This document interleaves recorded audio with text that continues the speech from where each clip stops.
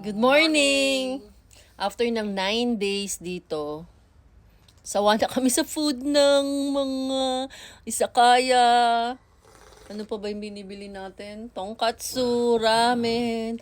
So, naghanap na kami ng pareho sa panlasa namin. Tereng! McDo! Kaya almusal tayo. Egg McMuffin. Sausage. Sila na nagsawa sa ramen, ako hindi pa. Maniwala kayo. Saludo ako dun sa mga OFW, mga nagtatrabaho away from our country. Mamimiss mo rin pala talaga, no? What more kung ilang taon ng kontrata mo. Naghahanap na kami ng Filipino restaurant. Nakakita kami sa may Roppongi. Ang layo naman dito nun. Gusto ko na ng pakbet, adobo. Sabi nga nung eldest ko, Mami, magluto ka na ng adobo sa Airbnb natin tinutuluyan.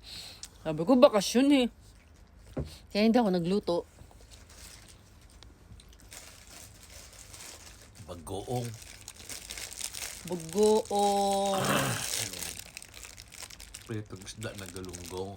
Bagoong kamatis. Tinola, pangat. Pangat na tuna. So, Lechon.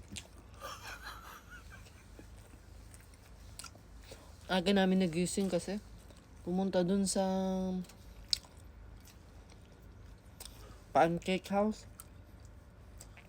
3 o'clock pa schedule naming 4. Mahal. 2,500 yen. So kaming 4, 10,000 yen. Kung times 0.38, di 3,800 na yun. Hindi lang ako pumila ng isang oras at naglakad ng halos 1 kilometro.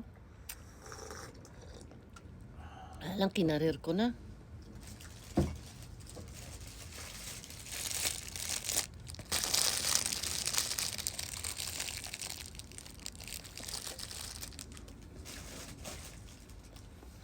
Yun lang. Bye-bye. Morning!